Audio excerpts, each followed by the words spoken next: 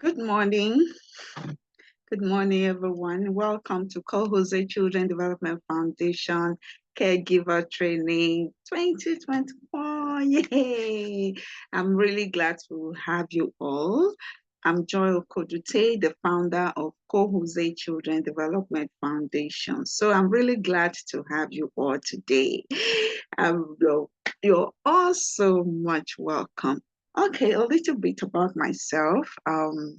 Like I said, I'm Joy Okodute. I'm an occupational therapist, a psychologist, and applied behavior analysis technician. Yes, I've done a lot of training trying to improve myself in the field of special needs education. So I also just concluded introduction to understanding speech, language, and communication needs in children with special needs. So I try as much as possible to update myself to know the best ways to adapt my intervention approach to best support children with special needs. I'm really glad to have you all here this morning. So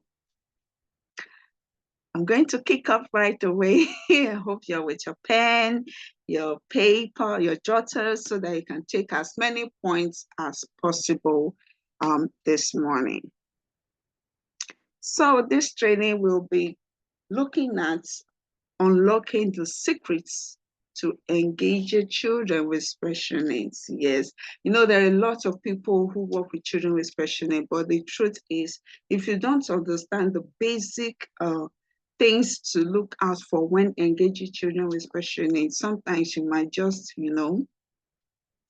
lose everything. At the end of the day, you may not really make much impact in the lives of those children you're trying to help.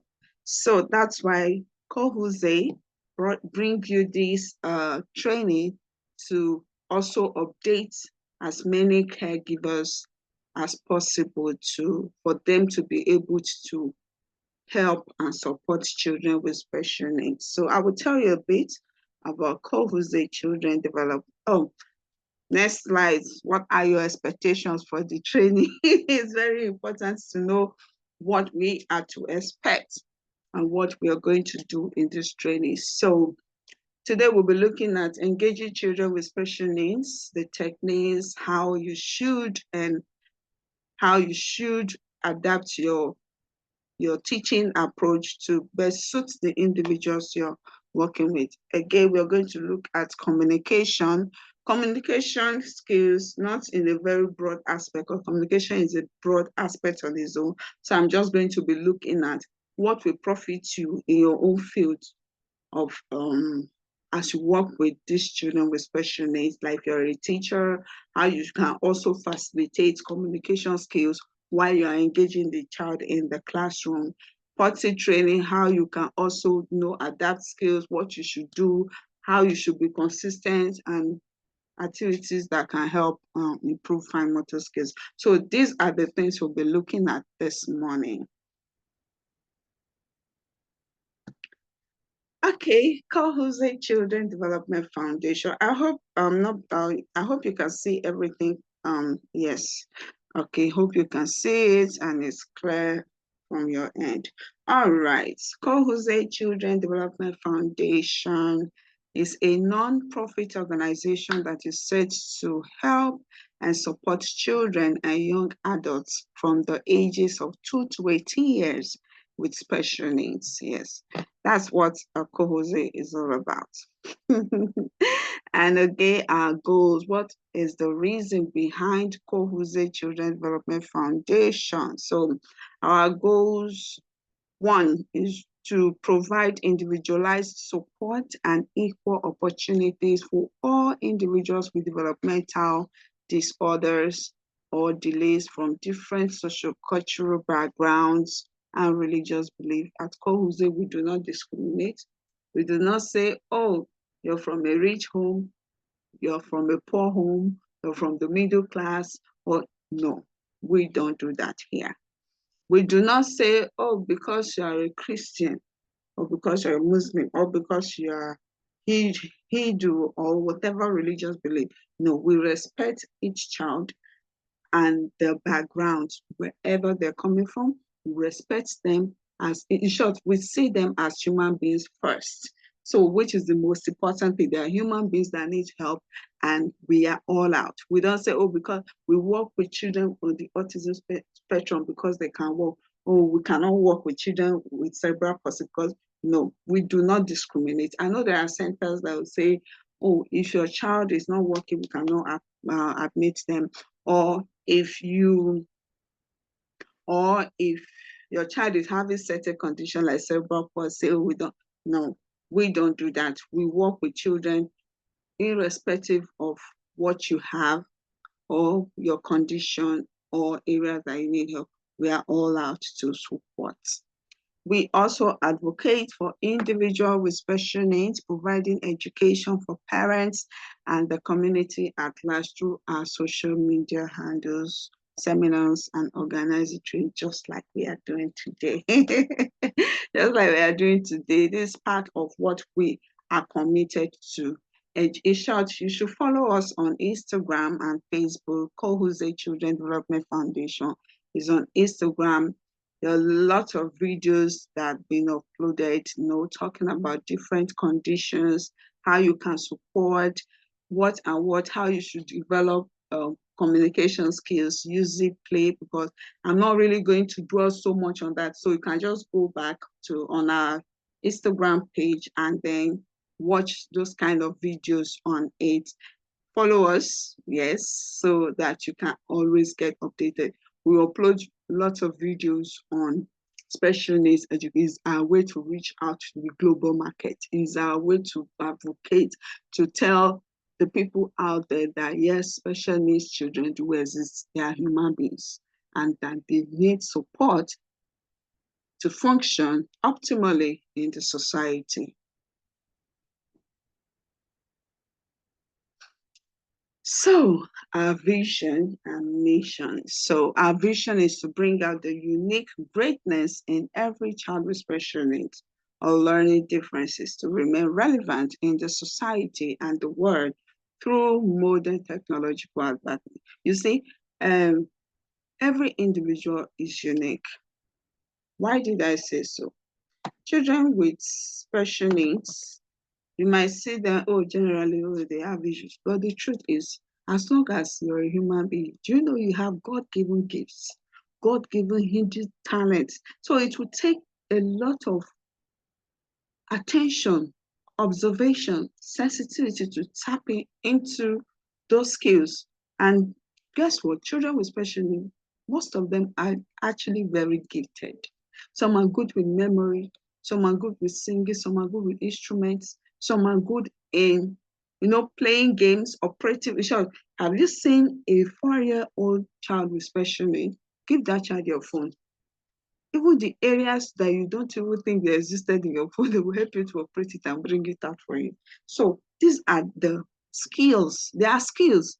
It's not everybody that can take phone and then go into different aspects of it and you are like, how did you get here? But children with special needs, some of them are that skilled to that extent. So there is always a unique talent in every child. It takes a lot of carefulness, patience, love, care, understanding to be able to tap into those skills. So our mission, how do we intend to bring our vision to reality, is to first of all simplify learning. Simplify learning for children and young adults with developmental disabilities with visual supports in a child-centered, inclusive environment, and to prepare them for global relevance. You see, for you to tap into that unique greatness that they have, you need to be able to simplify everything you're doing with them. It has to be simple, yes. Simple. You might think that it's too simple. No, nothing is too simple.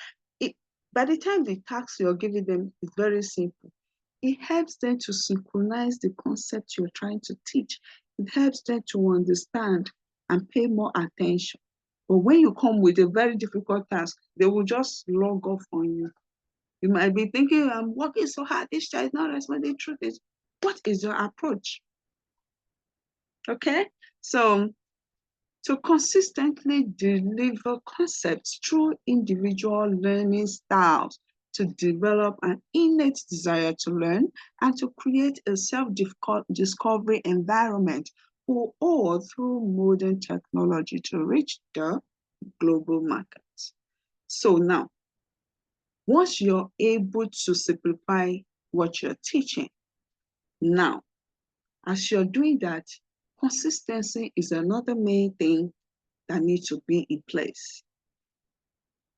If your task is very simple and you're not consistent with it, at the end of the day, you're still working like somebody who brings the difficult task first. You need to be consistent at whatever thing you're doing. If it's letter sounds A to D, you're teaching, for the next 1 week, make sure every day of the week you're introducing those sounds. You're consistently. By next week, and you want to add another letter, you're still coming back to reteach everything from A, B, K, D, E. So you keep going back. You're consistent, going front, and then you're coming back. So in that way, you see that the concepts you're teaching are well reinforced in children with special needs, because that's the only way they function. You have to go back. That is why repetition is also part of that consistency. Okay? All right. Are we making sense so far? Am I making sense so far? Yeah, I guess so. All right. Now back to the deal of the day. Now engage your children with special needs. Now engaging children with special needs requires a thoughtful, individualized approach. Thoughtful, it means you have to know the child. You have talked about this child and you know that, oh, whatever I'm going to use with this child has to be individualized. That what you use for B may not work for A, and what you used for A may not work for B. So your approach has to be individualized and consider each child's strength, challenges, and interests. Now, when you're talking about strengths, there are children that are visual learners. Okay? There are children that are visual learners, and you need to support your teaching methods with visuals. Whatever you're teaching, know that you support it with visuals. It has to be pictures, schedules showing what the child is going to do, videos, you model action, demonstrating what the child needs to do. These are visual supports that you can give to that child who is very strong on visuals. There are some children that are auditory learners. Those ones may not necessarily sit down, okay? Those ones may not necessarily sit down in the classroom and just respond to you, okay? Some children walk around. Walking around does not mean they are not listening to you. Some of them, you might think that, oh, I'm teaching this child does not even listen. No, some of them are walking around, but they are hearing you, okay? They are not paying active attention. Those ones, we call them passive learners. You're teaching in the class, you might think that the child is not listening, but the child is hearing you. For those that are auditory learners, they are hearing you. So you need to identify each child's strengths. Some children, if you like, talk from now to tomorrow. Use video if you like. But what works for them is hands-on activities. This is the only way they relate with what you're teaching. It has to be concrete. That's why you need hands-on materials as well when you're teaching children with special needs. When I say hands-on, If it's colors you want to teach, make sure you have pens showing different colors, red and blue. Show red, show blue. Let them play, do messy play, paint their palm with the red, paste it on paper. It's even more engaging and more reinforcing than showing them pictures, because now they are playing with it. If it's just red, just play with red. So this understanding their individual strength. Okay? Now, challenges. Some children may not sit down to attend to all the lectures you have to give. Okay? You need to understand that. Excuse me, so sorry about that. So some,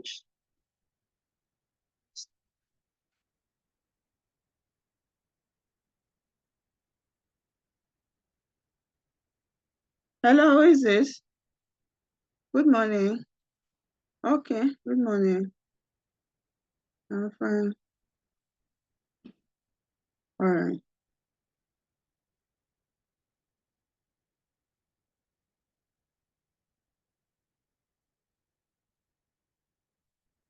All right, I will look at it.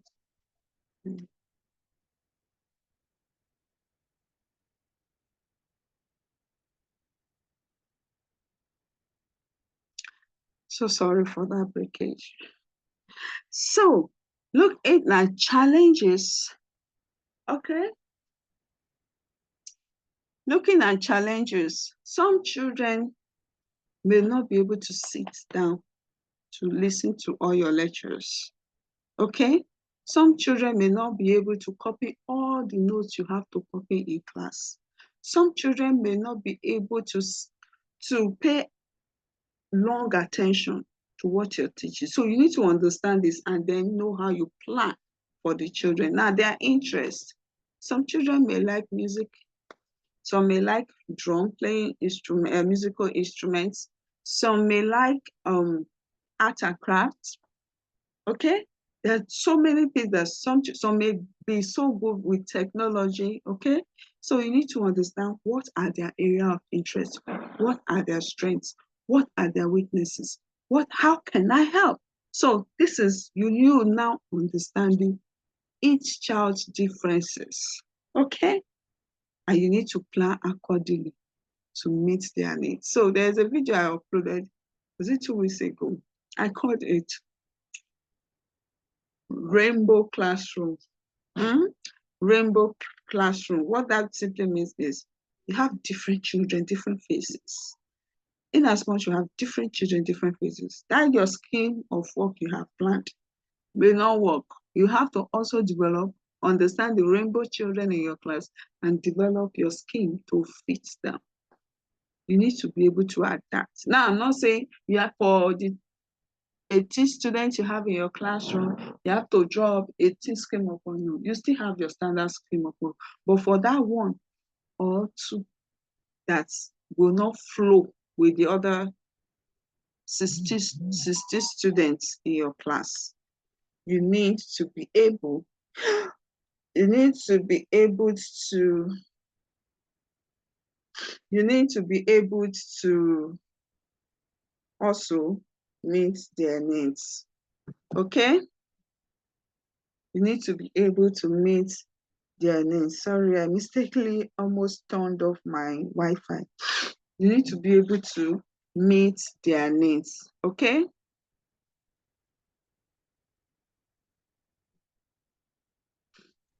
Okay.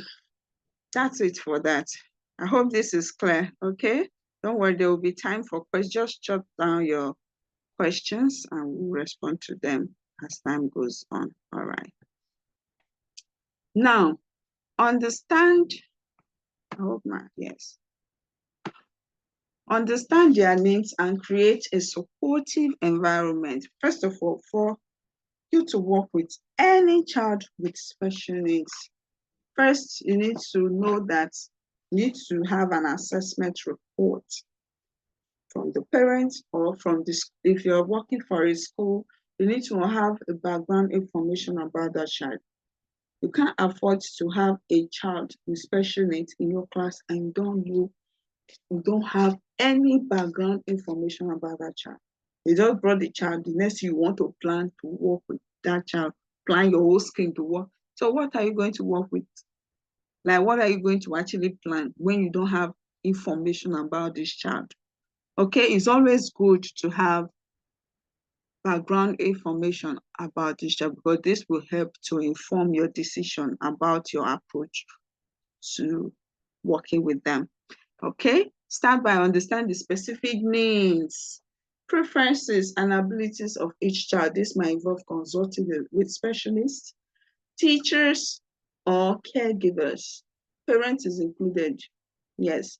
So you need to understand the assessment reports and what are the areas that we identify, because a report will always detail what the child likes, the challenges, the area to be improved, what the child can do. So it gives you a very robust information about the child. So always try to read assessment reports, or you can carry out one, observe the child yourself before embarking on working with that child. That's the first thing to do. You need to understand and have background information about any child. Individualized approach. Yes. It's almost similar. You need to use individualized approach to tailor your activities to match the developmental level of the child, sensory preferences. Like I've said, this is a visual learner or tactile learner or auditory learner. So you need to understand their learning style and then develop your approach. Now, safety. Ensure the physical environment is safe and accommodating with the necessary modifications. What does that mean? Now, first of all, you need to make sure your class is safe, that your class is, if you're in a classroom that the windows are high, make sure that the child is not, and you have a child that have a tendency of jumping through the window, you need to modify that window area so that you don't have a child jumping off through the window, or you're upstairs, the windows are not well. I'm just saying, I know most schools, they put all these things to consideration. So that you know that the environment is safe.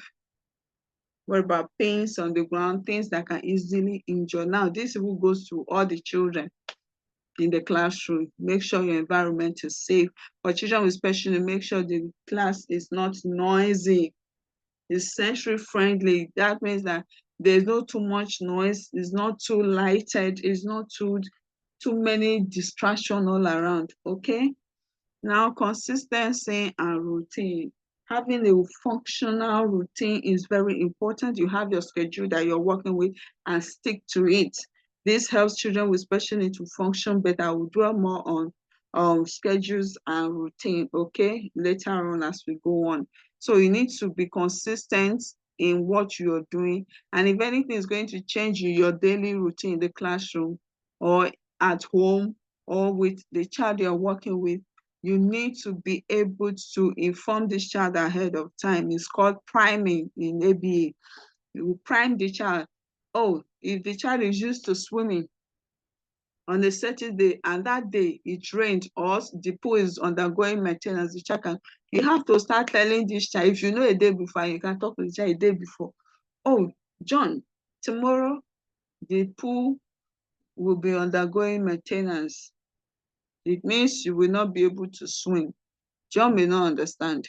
The very day, oh, it rained. John, because it rained, there will be no swimming. If possible, you have pictures showing John, rain, pool, you cross it with red sign. Oh, it's sunny. Yes, you can swim. So that John is seeing the difference. John sometimes may not understand, but a functional John that have some level of understanding will understand to an extent, so that when it's actually the time for swimming, John will not start throwing a mega tantrum. So even if John does not understand, oh, I told you before that you will be no swimming. Now you're still crying. Yes, you have to do it. John may not understand when you will do that in the next 10 times. So, but when you continue like that with time, John gets to understand that, oh, because of it rained, I cannot swim. Because it rained, I cannot go to adult play. Because it rained, I may not be able to visit shop today because it rain. May not go on the road walk today because it rain. So you have to tell your child ahead of time if something is going to change in their routine. Okay. In engaging children with special needs, to use engaging and adaptive activities like sensory play.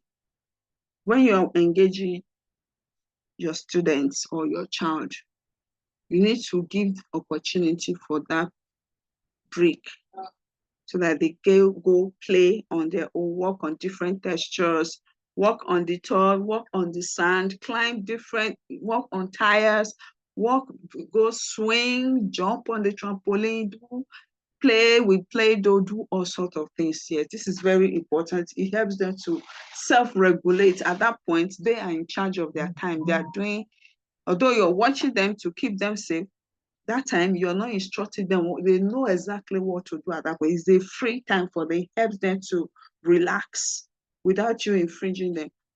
Just imagine you're working with a child and you don't give break in between tasks. Hey, you know what that child is going to be having? That child is going to, we can be with you, but will not still be with you at the same time. That child can log off on you. You will teach and teach and teach, talk and talk and talk. And at the end of the day, what you're saying is entry from here and coming out from here. Nothing is staying. Why? Because that child has switched off on you. So that's why you need to understand your student and know when they are paying active attention and when they are already, logging off on you, so that you can give that break immediately so that that child gets to relax and regulate his or herself.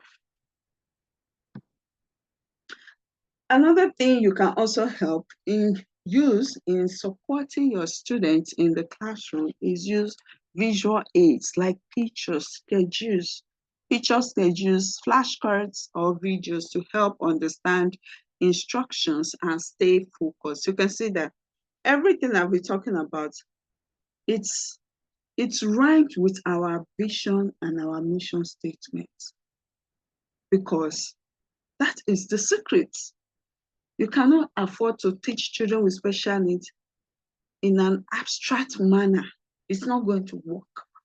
You have to be concrete. Everything you teach has to be visual, okay? There has to be a schedule that helps to tell the child, oh, this comes next. Oh, I'm expecting this next. Oh, it's almost time for our dog. That will even motivate the child want to work. Now, let's look at this schedule here. One is for school, and the other one is for home. Now, this one here, this one right here, this one right here, this is more like a home schedule. So for parents that are here, you know how your home structure looks like and what you can snap things that happens in your house. How, like if your child is not going to school, what is the typical day like at home? Snap it. Or the days your child goes to school, what is the typical day like at home? You snap pictures of those. So when the child wakes up in the morning, in our own time, Nigeria, oh, you brush it, you say good morning, you greet, you have picture of John greeting daddy, you snap them. If you can make them in small pictures like this, that would be very fantastic, okay? You snap them, oh, taking breakfast, brushing teeth, dressing up, so you just snap it, then going to school, show picture of John carrying school bag, going to school, back from school, picture of John back from school, okay, taking a shower, taking lunch, taking a nap, doing homework, going for outdoor play, going for taking dinner, having a shower, going to putting on pajamas, then going to bed. So once you have those kind of things in your house, you see that you have less of maladaptive behavior in your house. You have less of inappropriate behavior from your child because there's a schedule running for your child. And once your child is used to this schedule, it helps cut down all those excesses because the child knows this is what comes next, this is what comes next, this is what, and then it is going to alter. You tell the child, we are going to see Auntie BC today. Because of that, we may not be able to go for outdoor play. You see that, okay, for a child because it's a schedule the child has already understand. you just replace that visiting and see this visit or visiting time. You replace it and the child says, okay, we are visiting today. So this helps to help you function well, you and your child function well at home. And again, you can't just create this schedule and expect your child to just be doing. No, there has to be somebody guiding the child. And in the classroom, same thing. When the child comes, you say good morning to friends, we do circle time or assembly time, work time. And this work time, you can break it down, because you need to break it down, because you say work time and you do first subject, second subject, third subject, fourth. That child will not go for you. So you need to break work time down. If it's math, okay, math. Language arts, that's English now, English. In between math and English, can give 5 minutes break, 2 minutes, 3 minutes, becomes reinforcement for the child. Okay, in between, there is still small break that you're giving the child. Yes, there's still small break. Now, after that, after work time, snack time, they are very interested in the one. You will see the speed they will use to finish the task or the subject before snack time. Because snack time now is like a major reinforcer. Okay, it gives them break. Snack time, recess time is their favorite time. So you don't usually get inappropriate behavior this period. They will cooperate very well. So for you to get them to cooperate at this time, this work time, you need to structure it down. Okay? After that, recess time. After recess time is in music time. The day is getting lighter in school calendar. And then you see that your child is functioning well. And you have the schedule for how your school is running every day, and then you can then do it and it will work for you in the classroom. This will help you function, especially facilitators. They can have flashcards like this that help them run the class. And as teachers, educators that are supporting children with special needs in your classroom, you can also, follow up on the facilitators to ensure that they are following the schedule. Okay, am I making sense? All right. Now, to encourage communication, first of all, encouraging functional communication skills in children with special needs involves a combination of strategies. Okay, let me move this a bit up. Combination of strategies and approaches tailored to each child's unique need. You can see that everything I've done here, I ensure that it tallies. So our vision and mission statements were not just brought out from, because this is reality. When it comes to dealing with children with special needs, it's a reality, yes. So it has to meet their unique needs, yes. So now what do you need to do? Now this means now recapping all I've been saying, okay? Use visual support. Use picture exchange communication system. Like now, with that schedule, the ones I've shown before, with that schedule, you can always, help your child to communicate. What is next? Oh, it's math. It's English. Oh, it's snack time. So in that way, using that schedule, you're encouraging communication, interaction, okay? Now, picture exchange communication system, they call it text, okay? You can use it to encourage communication for children that are non-verbal. Non-verbal, children that does not use words to communicate yet, and you're trying to help them communicate. You can snap picture of what they want, what they like, the food, their favorite food, outdoor play, things they like. You put them on the table. Then you ask them, what do you want? Then they point to what they want. So that is also a form of communication. It's called non-verbal communication, but it's a communication as you spoke to the child and the child. And communication, let me quickly say that communication is in two parts. You have receptive language skills, and you have expressive language skills, and you have pragmatic language skills, okay? Now, receptive language is the ability to understand spoken words. Now, I know most times we are all focused on the child talking. This child must talk. But we fail to always recognize that the most important part of language that is very important for children to develop is actually the receptive one. If a child understands language, it makes communication even much more easier. It's not necessarily that children must communicate with words. If they have other means of alternative communication skills, this can augment for expressive communication skills. So now we need to pay attention to building solid receptive language skills. This is very important. If you focus on the child talking, what if the child is talking, at the end of the day, people are talking to the child does not understand, there still will be no communication. So once the receptive one, the child understands spoken words, written expressions, gestures, facial expression to communicate, it's easier for the child to relate with people. So we need to pay attention. Parents, please, you need to also understand this aspect, that the receptive aspect of a child is as much as important as the expressive aspect. Okay? When a child is even receptive and cannot express verbally, now, using the receptive language, the child can actually still express this or herself. It's just that the child will not be using words. But if the child is expressive and the child is not receptive, there is a major problem. Okay? So let's try as much as possible to balance it, that understanding language is also very important. Okay? Now, the expressive aspect is actually using it to communicate the social aspect. The pragmatic aspect of it is now knowing what to say, how to say it, and when to say it in social setting. Now, just take a child with autism, for instance, that is very expressive. The child is in a social setting, and the child farted, and then the child goes, "Oh, I farted." Did the child fart? Yes, that's true. Did the child say the truth? Yes. But the social setting in which the child is announcing, "Oh, I farted," is that acceptable? No. So we need to pay attention to these aspects of children. So when they do all this, you have to quickly redirect, okay?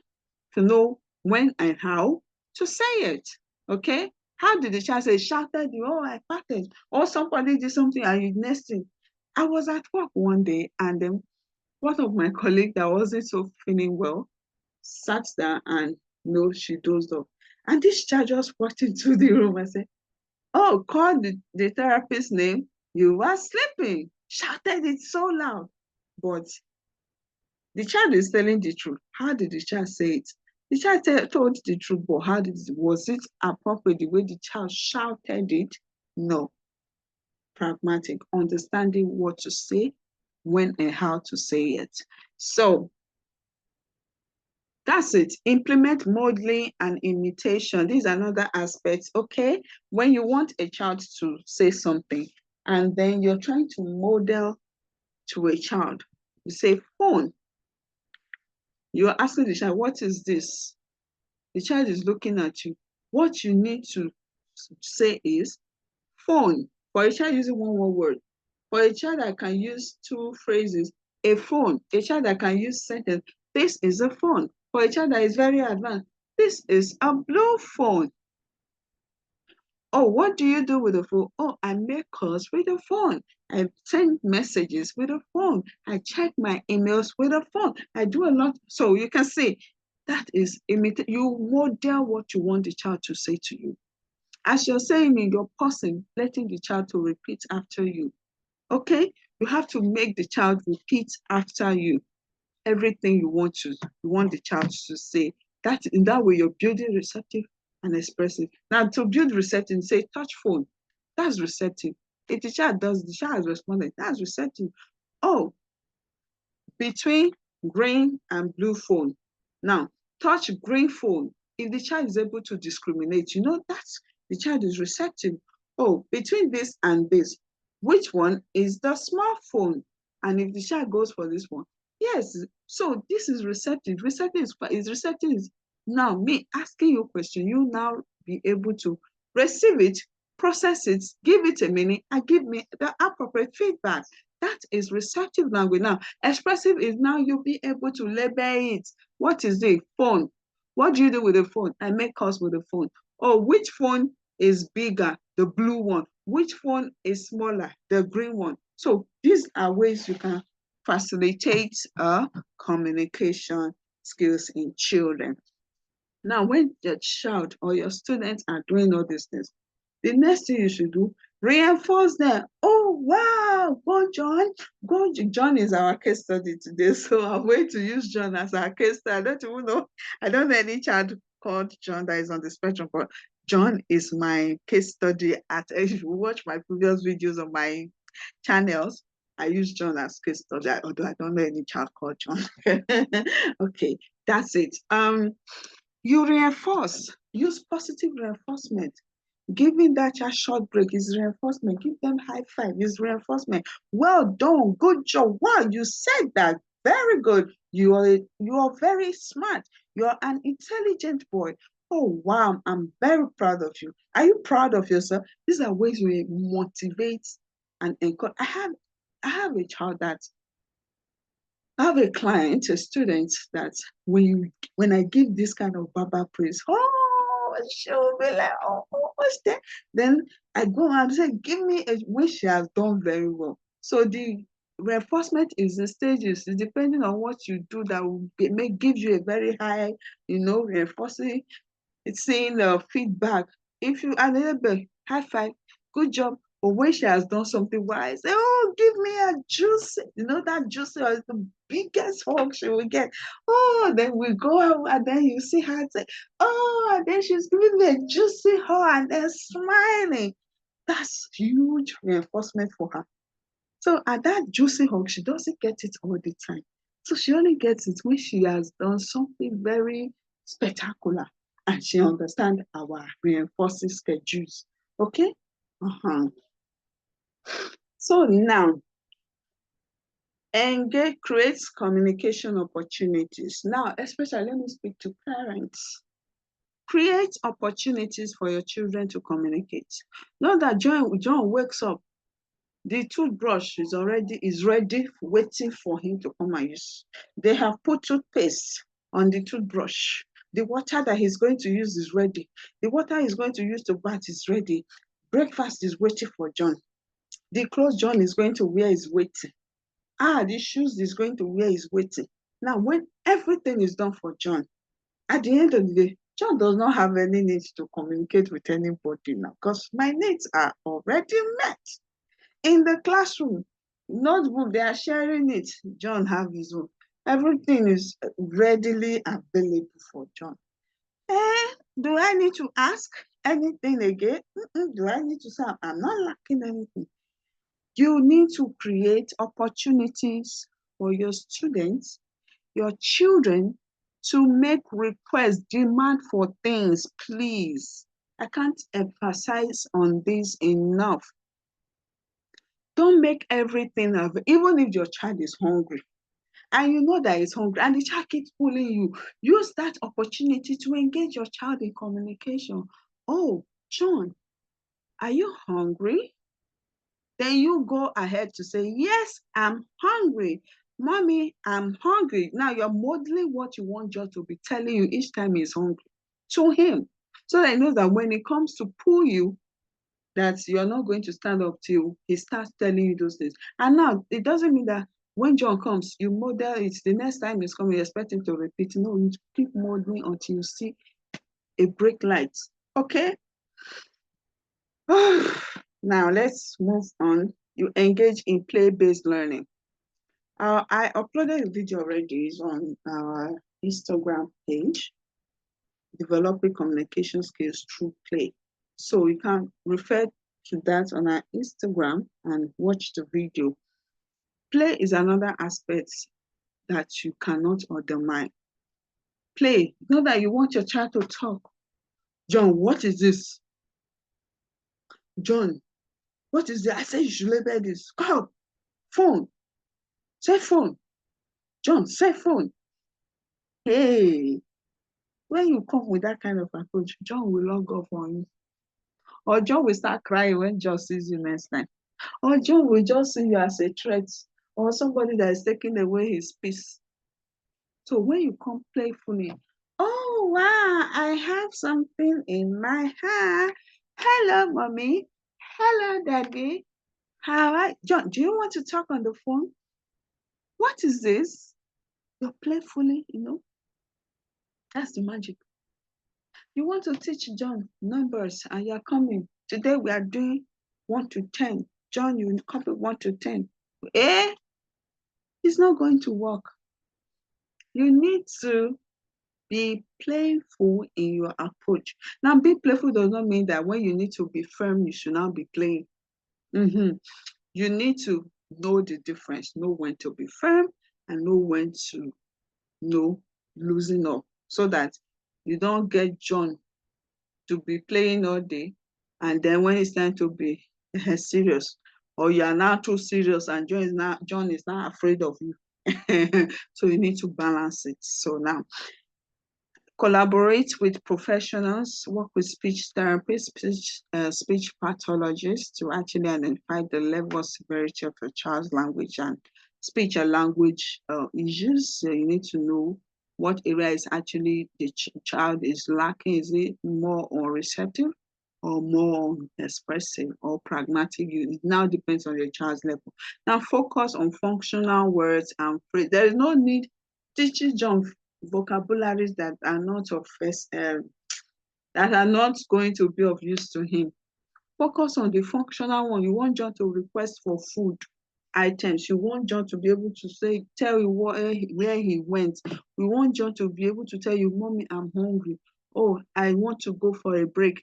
These are functional words you should focus on. Not telling John to start reciting rhymes, sentences that are not of use.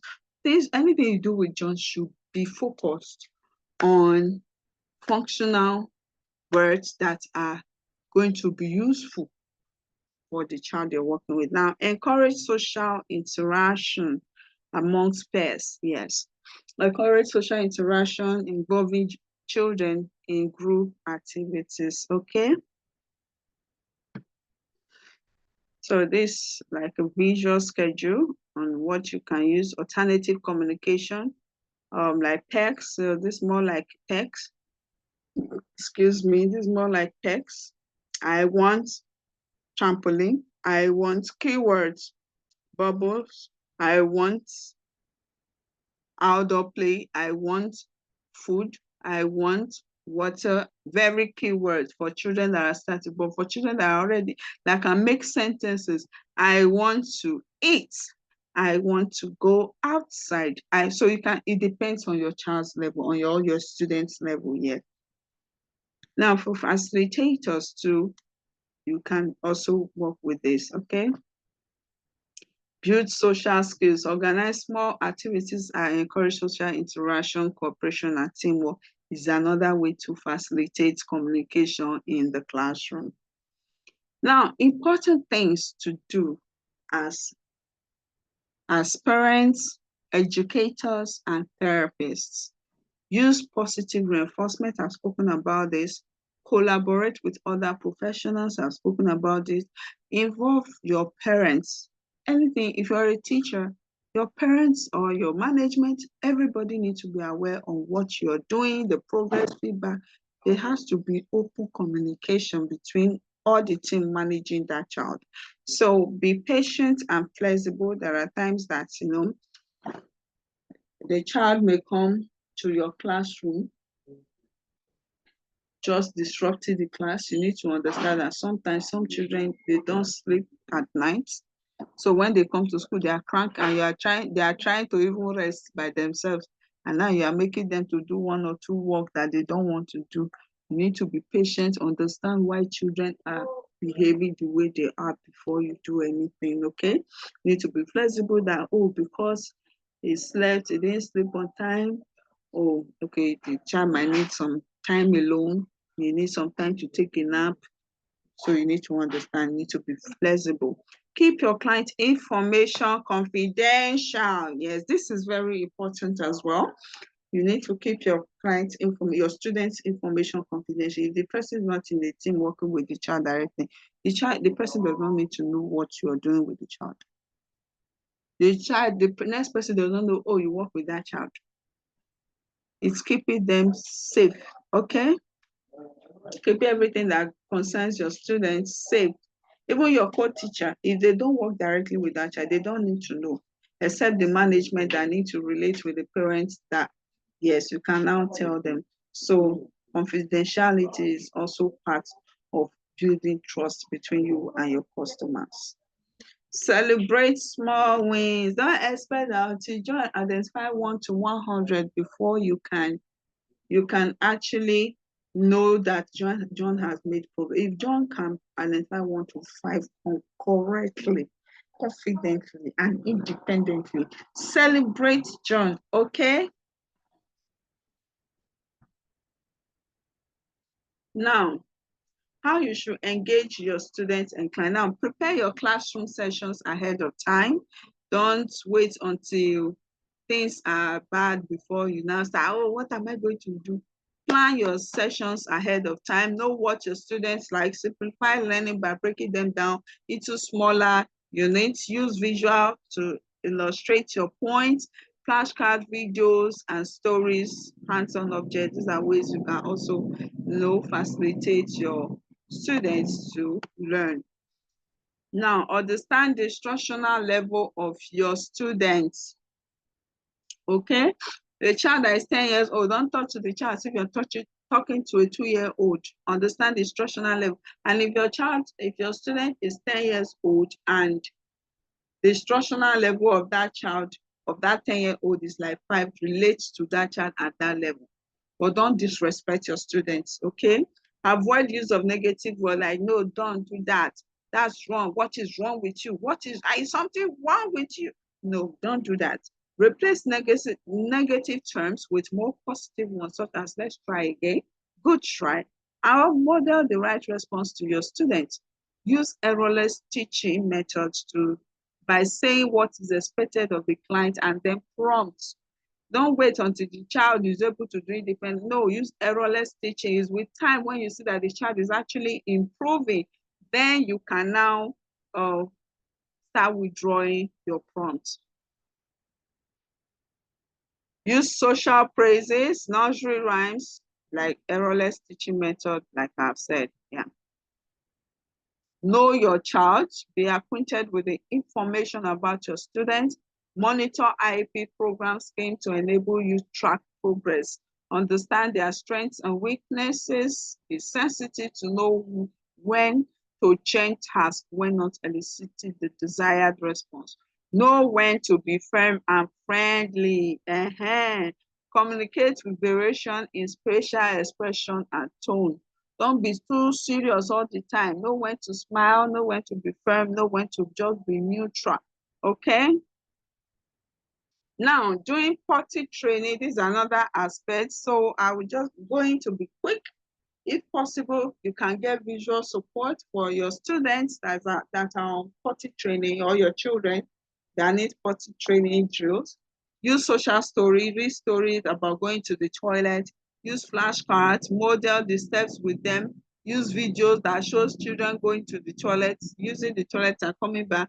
Place the child on interval potty time. Okay, if it's every 20 minutes, 30 minutes, 1 hour, make sure you're modeling it. And when you're doing it, don't wear pampers on the child, because the child will know that if I go, we'll go. When we come back, we'll inside the pampers.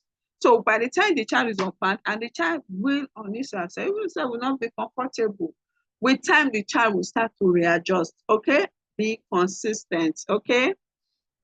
Now, improving fine motor skills. I believe this is covering it. So improve fine motor skills. Let me reduce this. To improve fine motor skills, you need to engage them in pegging, coloring, sorting braids, stacking blocks, opening leads, Bidding, lacing, doing all sorts of things. So many things you can do to improve fine motor skills. Remember, engaging children with special needs is about creating an inclusive environment where they feel valued, understood, and supported. Consistency is more important than perfection. Thank you. Send in your questions. Send in your questions and let's discuss. I hope this video will help you to understand the training brought to you by Col-hozeh Children Development Foundation, our annual caregiver training 2020. Bye. See you.